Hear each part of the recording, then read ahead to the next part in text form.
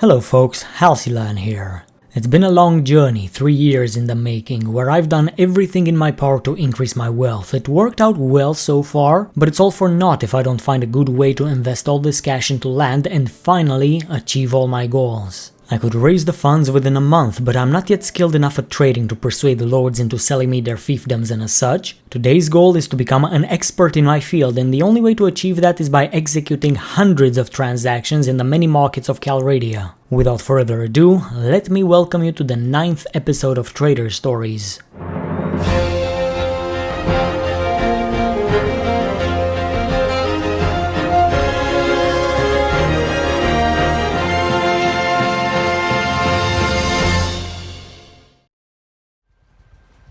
$650,000. That's how many dinars I currently have. I don't really care about the money, but I am curious how much this number will have increased by the time I've achieved trade level 225. I have painstakingly reached level 175 during last episode, so today will be even harder. Unlike last time though, I will not talk about each and every trade trip, we'd be here for 4 hours, so instead, I shall tell you about the stuff that really made a difference. I know I said the same the last time, and yet I've still listed every one of my market transactions, but today we shall mix it up. Anyway, since I'll be busy trading and doing nothing else for God knows how long, I might as well invest some of the money I currently have into caravans to have some sort of passive income. It doesn't hurt to have multiple streams of revenue, and because I can afford it, I shall pay extra for an elite security detail. First caravan I set up was in Epicrotea, led by my trusty companion Shumzan the Falcon, who happens to be a very skilled tactician. Under his command, my caravan shall prosper. I could, in theory, send off multiple caravans from this town, but here's something I learned the hard way. If you do that, your caravans will all plan the same route and end up competing with one another, so it's best you send each caravan from a different city. This isn't a problem since I have to visit multiple towns in my trade round, so eventually I will make my way to Battania and set up my caravans over there. For now, I'll hang out in the Imperial towns to see what they have to offer, as well as what they currently need brought in. But in addition to trading, I've also done a bit of smithing, which proved to be a very good form of strength training. This happened in Saneopa. I guess you already know my route from here. Argoron, Amprella, Mezea, the last of which rewarded me with 2 skill points in trade, which is quite nice. It would seem Amprella is no longer under Imperial rule. The Kuzeits took it over. I think I'll have to go to war with the Mongols at some point, push them back east if they get too greedy. Speaking of which, looks like they've also conquered the city of Tial and the rest of Sturgia. Anyway, Tial is a great town to stock up on cheap goods which you can peddle across the world, but in here, I found something more precious than profitable commodities. A very skilled companion which I need in my clan, Yakim the Swift. She used to be the daughter of a caravan guard, and she developed a very particular set of skills throughout her life. Trade, stewardship, roguery, and she also knows a thing or two about combat. She would require an upfront payment of 2,500 dinars, which is 5 times more expensive than the usual companion, and to be honest, I'd gladly pay her 10 times of what she's asking because she is worth it. Little did I know that I would actually have to pay the price, because there was no space in my clan for another companion, so I would have to kick one of them out. Geraint the Ragged, we've had a good run, and you are leading a caravan, and it is quite expensive to send you off, but I have no choice, we have to part ways. You've been a good friend to me, and your armor was useful, but I have to say goodbye. So that's 22,000 down the drain. That's fine, I'll get the money back by selling a javelin right here in Tial. See? Told you money was no issue. After the sale I went back to the tavern of Tial, and who do I meet here? Geraint the Ragged. Now it would cost me 3,000 dinars to hire him back, but honestly, he's redundant. I need someone with a different set of skills. From Tial, I decided that the best course towards the homeland was through the rest of Sturgia, which was conquered by the Easterners and the Westerners, and split nicely even among the two superpowers. These formerly Sturgian towns had lots of cheap goods, furs, fish, and cows, which would all sell well in Battania, but you already know that, I've extensively talked about it previously. One important thing to note about my time in Sturgia was the fact that I bought some of these goods directly from the villages producing them, before heading into town and buying the rest of the available stock.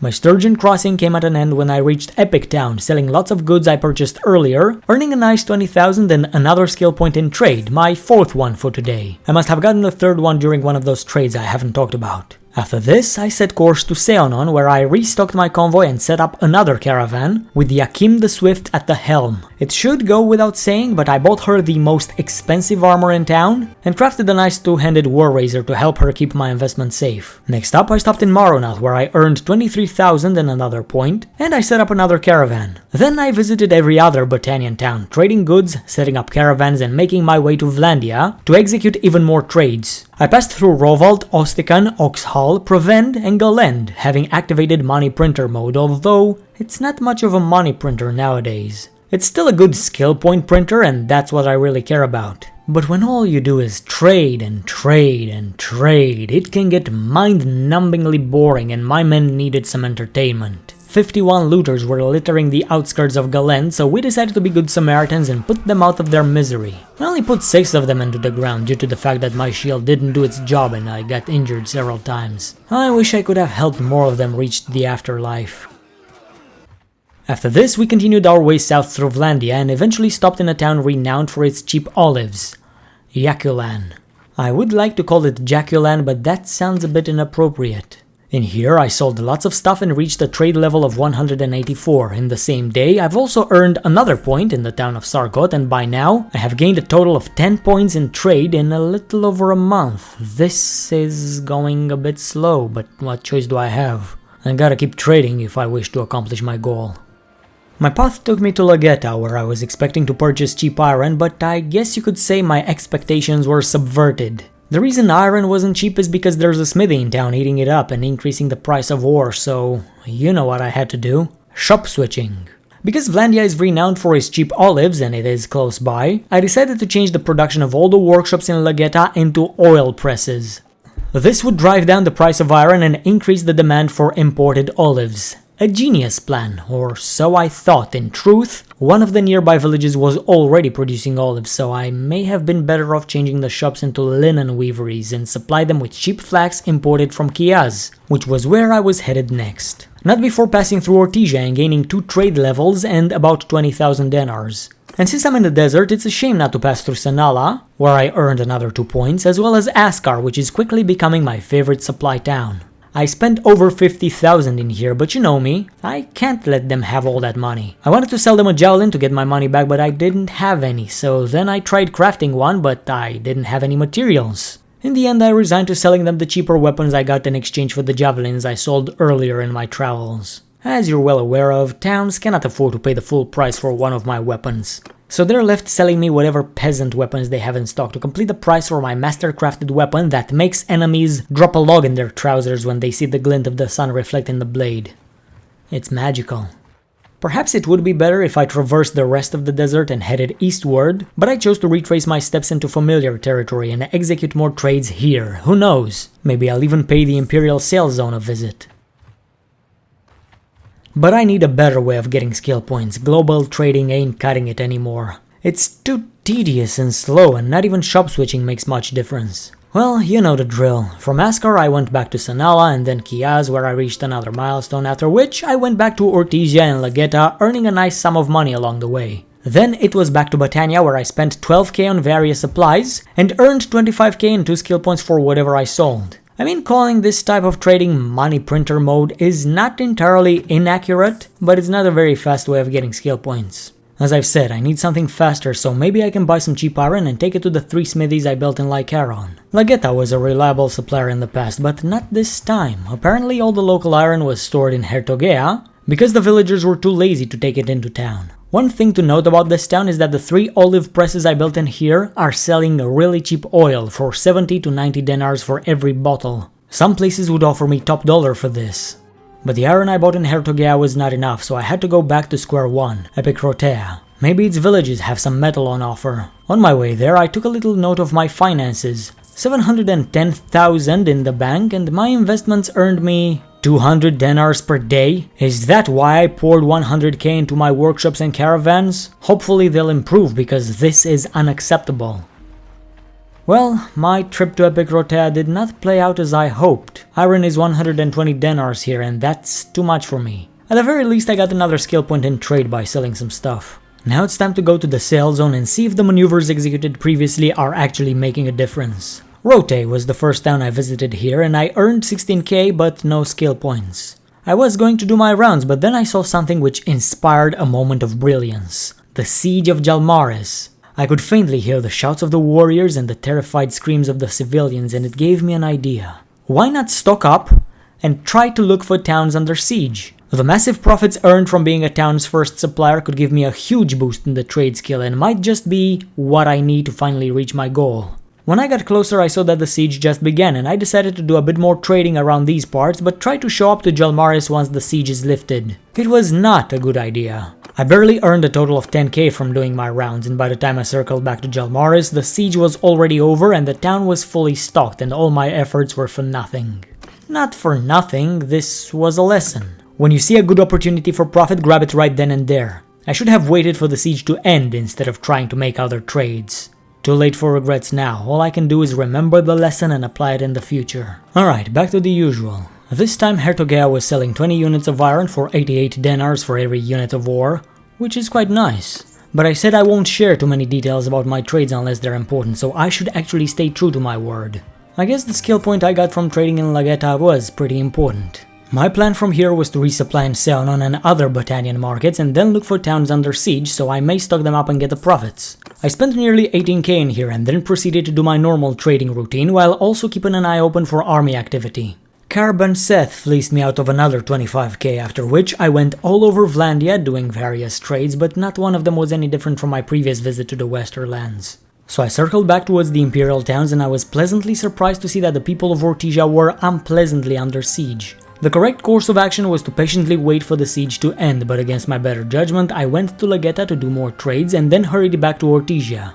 The army was just beginning their siege, so I thought I had the time to do all this. So I went to Lageta, traded my stuff, got a measly 7,000 denars, and most importantly, I reached the milestone of trade level 200. At this milestone I had to make a choice between two perks, one that increased the food production of my villages, or another that increased the profitability of the mines. I chose profit. Stewardship also developed past 100 and I could become a full-fledged Bannerlord, slightly increasing my party size for each fief I own. This'll come in handy when you start dominating the world, if the perk worked. Maybe one day it will. Now let's hurry back to Ortygia before it falls to Lucian's army. I made it back there in time, all I had to do now was wait. Lucian lost a lot of men trying to take that town, but I don't really care about any of them, even though they are my own countrymen. Right now, the only thing I care about is the 40,000 denars I just earned, and the 2 skill points that came along with them. Hell yeah, if I could do 10 of these transactions, that's all I would need to reach my desired trade level. But it would not be that easy. I do, however, need to be ready, so I went to Askar for a quick resupply, spent 28k on various goods and got 20,000 back by selling various pieces of equipment I previously obtained. Not a bad deal, especially since I got a trade point as well. Not long after, just as I was leaving Sanala, I decided to ask about what wars are currently going on in the world, hoping for some good sales. It would seem the Western Empire is at war with Vlandia. It might be worth it to visit their borders and seeing if there's any siege. The Northern Empire and the Horse Nomads are also fighting each other and there's a lot more territory involved, so it could be even more profitable. I have not yet decided where I'll go. Whatever the case, I need to visit Botania for what feels like the 100th time and resupply once more. It's pointless to go to a war zone if I don't actually have goods to trade. But I cannot have a fully stocked caravan when Marunath looks so delicious. I did gain 24k and 1 skill point, which is nice, but maybe it's better to hoard these wares and only sell them to sieged towns. I, however, cannot resist the temptation of using money printer mode, not when it seems to work so well. Sometimes. It's safe to say I have an addiction to trading. Anyway, Botania was good to me, got cheap goods, made some profit, earned more points, so business as usual. I even visited some former Sturgian towns to buy some more supplies, but I was really banking on some good sieges. After my incursion through the western half of Sturgia, or rather, the eastern half of Vlandia, I visited the town of Epikrotea, which despite the fact it wasn't under siege, paid 39,000 denars and got me 2 whole skill points. It's a grind, but we're already done with the hardest part. 16 more of these and we've unlocked what is probably the greatest ability in the game. 15, now that Saneopa earned us another point. I am noticing there's a lot of warbands from the Northern Empire stationed in this town. Are they preparing for battle? They are at war after all. I guess we'll see how this plays out, if it plays out at all. In the meantime, I'll continue my routine. Now this next bit of information is not very relevant to my struggle, but it could come in handy. In Umbrella, I noticed they don't pay a lot for my iron ore, but there wasn't any iron for sale in the town either, so I figured I'll buy some cheap ore from the village producing it.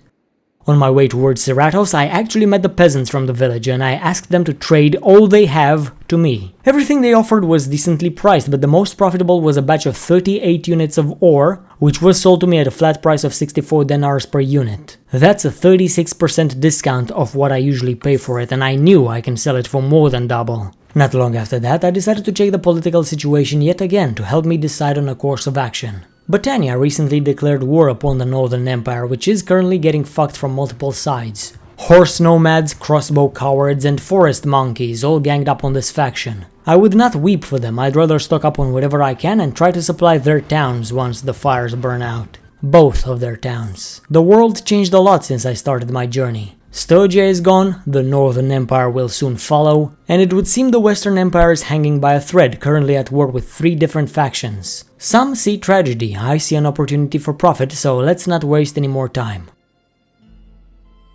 I assumed the Imperial sales zone would be a hub of trouble, so I headed back there, not without passing through every other town in between here and there. Sironea, Danustica, Honira, Vostrom, and several other towns paid a nice price for whatever goods I peddled, and I earned quite a few skill points. Not long after that, I spotted the army of Empress Ragea, and in my experience, armies are only formed during a war. The Aserai are invading the Southern Empire. So my Imperial sales zone could get ravaged by the Sand People at any time, and that is just perfect for me. The more towns they siege, the faster I'll achieve my goal, and with that said, I changed the name of every faction in Calradia. Only ones I haven't joked about are the Imperials, but that would be a bit cruel, seeing as how they're the joke. Going to war on multiple fronts. Come on, bruh. That's as smart as attacking Stogia in the winter. Anyway, war is good for profit, and this is perfectly exemplified by the town of Ametatus. Recently captured by the Battanians and with no commerce happening, I was the first in town and reaped the benefits. 42,000 dinars and 2 skill points, reaching a level of 216.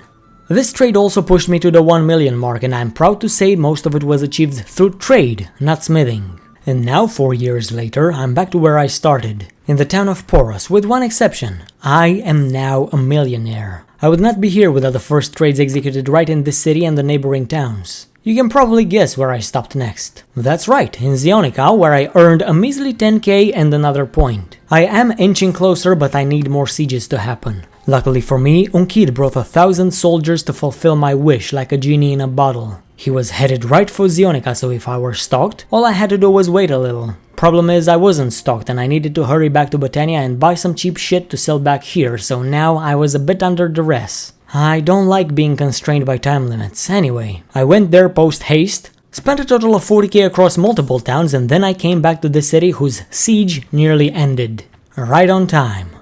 Uncle Unkid lost nearly half the people he brought, but it was worth it for me. He took the city, sure, but I was the real winner. Since I was the first to resupply this town, I got 61,000 dinars, 3 skill points, and the eternal gratitude of every civilian in town who was saved from starvation. That's what I'm talking about! We're rich!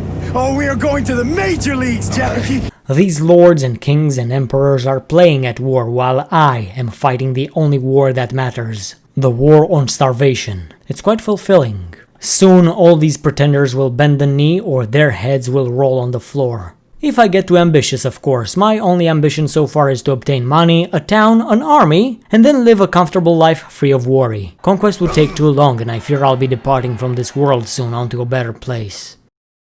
Regardless of what happens, I enjoyed my time here in Calradia. Anyway, since there's only 5 more steps to take until I reach the finish line, we should talk about each of them. The first of these last steps was in Kiaz, where my net gain was a negative 2.6k. That's not a profit, but I actually bought stuff worth 12k before taking the price down to 2k with whatever I sold, so you know, overall it was profitable, so a skill point was warranted. I then went to Askar to resupply, where nothing happened, but shortly thereafter I earned another skill point in Sanala, with a similar trade to the one executed recently in Kiaz, although this time my net gain was a positive 5,000. I also gained another 4,300 dinars daily income, so finally my investments are paying off. The number is way lower than I would like, but at least it's a start. Hopefully, the caravans will become more profitable in the future. They may not be making a lot of money, but at least they're making me famous. As I was leaving the desert, I was pleasantly surprised to find out that Clan Forester was now tier 3, owing to the fact that I am a great investor. I'm on a roll.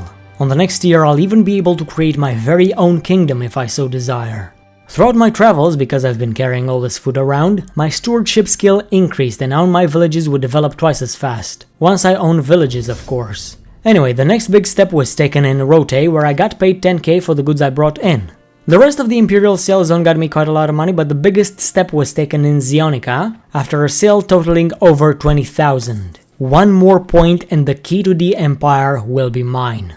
Once more, I set course for bountiful Botania, resupplying in Seonon and then making a sale in Marunath. I did not sell a lot of stuff, bunch of cheese, some linen and some random wares, earning me precisely 12,500. And the most precious thing of all, the ability to finally use all of my money to purchase towns, so I may have a base and establish my empire. Trade level 225. This was achieved on the 19th day of autumn of 1088. A whole year and almost 2 months after today's journey started, and a total of 4 years and a half since our entire adventure began. With 1,000,000 dinars in the bank and the skill to actually invest this money into land, I can now comfortably say that I am very close to achieving my ultimate goal of owning a town and then peacefully retiring. And if I ever feel the desire to conquer this whole continent, I guess we'll relay that whole endeavor in some sort of corporate reports, since those are no longer the stories of a trader but the journal entry of a corporate overlord. But I am not yet dreaming big,